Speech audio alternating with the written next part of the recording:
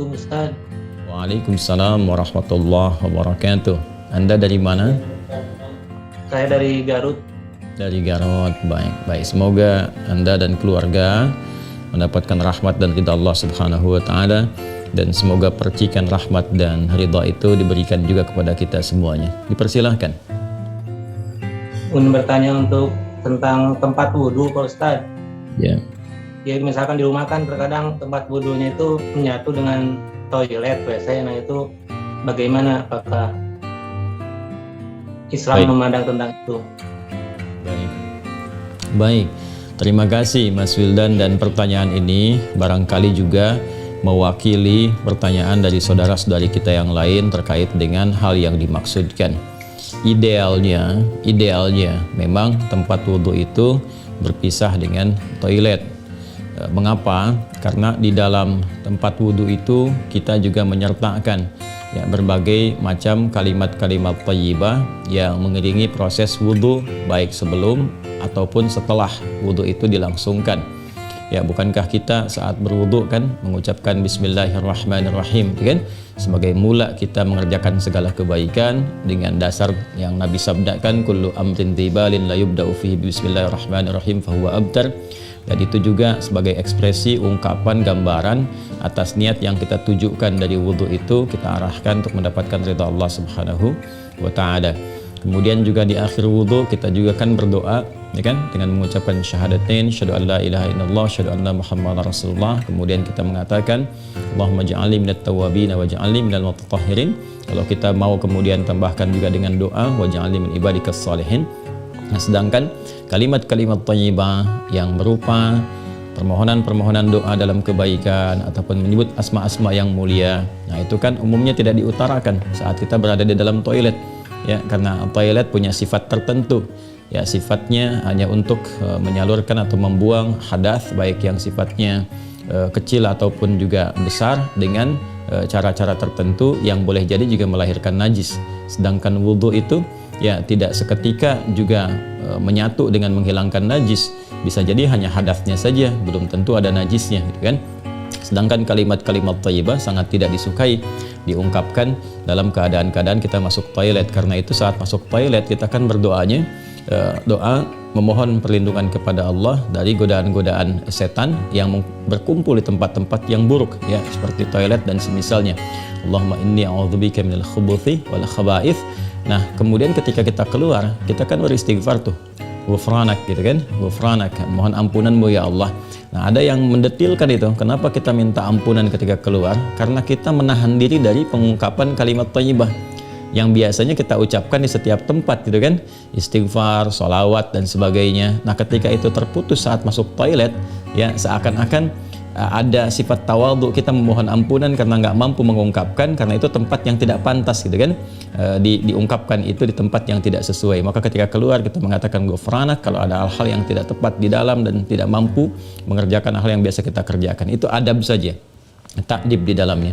Nah, karena alasan inilah akan lebih bagus kalau tempat wudhu itu bisa terpisah sendiri dengan toilet, sehingga nanti kesempurnaan hal-hal yang mengiringi bisa dilakukan. Bila pun memang keadaannya tidak memungkinkan dan hanya ada itu dan bisa didapatkan di dalam berbagai kondisi, Anda ke mall misalnya, kan tidak ada tempat spesifik wudhu, taruhlah gitu, demikian kondisinya, atau bahkan dalam kondisi tertentu, bahkan saat haji atau umrah yang begitu padat tempat wudhunya misalnya, dan Anda hanya menemukan ada toilet tapi ada keran yang disiapkan terpisah, gitu kan, di dalamnya itu. Nah, ini kondisi-kondisi demikian masih memungkinkan. Jadi kalau ada kondisinya sifatnya tidak terpisah keadaan tempat wudhunya, maka tidak ada masalah ketika Anda berwudhu dalam keadaan juga menyatu tempatnya dengan toilet, karena kaidah juga mengatakan ad-daruratu tubihul mahdharat.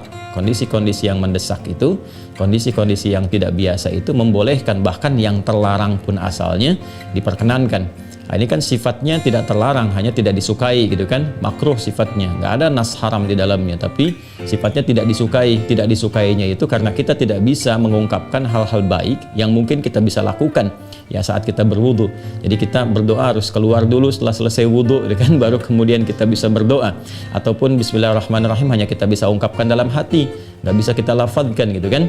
Doa-doa pun kita iringkan di dalam hati. Nah, itu hal-hal yang menjadikan kita kemudian tidak maksimal. Pun demikian juga ada satu kondisi lain, itu kan tempat berkumpulnya setan di tempat-tempat yang kurang bagus itu, sehingga godaan-godaan saat berwudu dan sebagainya, nah itu kadang-kadang lebih banyak. Nah ini tentunya juga di satu sisi tidak berlaku juga ya kondisi ini saat misalnya kalau mandi besar, kadang-kadang kan juga tempatnya menyatu juga dengan toilet, kan mandi besar juga berlangsung wudu di dalamnya, ya kan?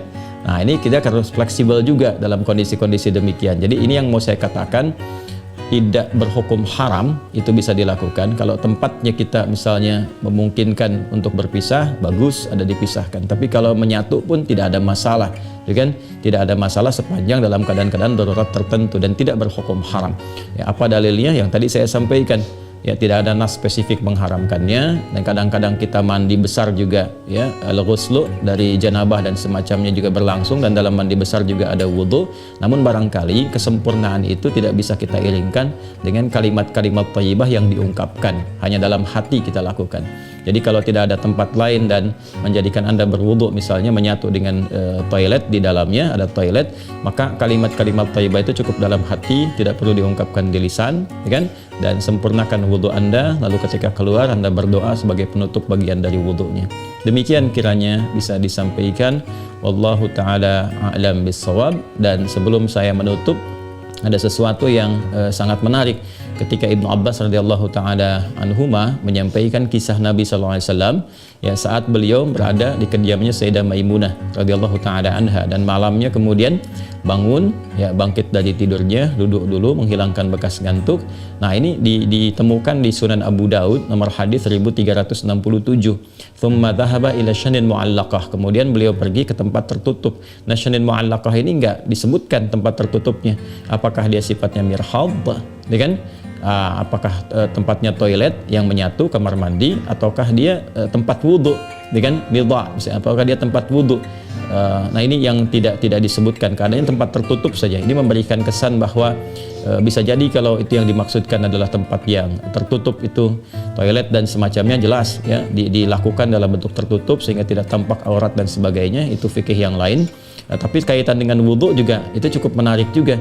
Hendaknya kalau kita pun membuat tempat wudhu di satu tempat ya, dimungkinkan ada penutupnya, karena boleh jadi tempat-tempat yang digunakan untuk oleh laki-laki ataupun perempuan yang menyatu ya, menyatu itu yang dimaksudkan dimanfaatkannya ya, boleh jadi ada perempuan juga yang masuk ke situ, kan di satu tempat tuh nggak ada kehususan gitu ya.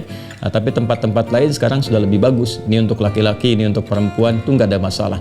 Tapi kalau tempat yang digunakan untuk menyatu, dia hendaknya ada penutup sehingga nggak semua orang bisa mengakses ke dalamnya dengan batas-batas tertentu. Apa kaitannya, korelasinya dengan pertanyaan Anda? Syanin mu'allaqah di sana nggak disebutkan ya, apakah itu tempat wudhu atau menyatu dengan toilet, tapi babnya ketika keluar dari situ Nabi sudah berwudhu. Ya, sedangkan keterangan-keterangan tentang seputar wudhu Nabi dan bangkit di malam hari itu disertakan juga dengan janabat. Artinya apa? Di kondisi-kondisi tertentu kan mandi, ya kan? Dalam mandi itu kemudian ada proses wudhu dan sebagainya. Ini menunjukkan kesan bahwa dalam mandi itu kan ada selain hadas juga ada sifat-sifat lain yang dibersihkan, ya kan?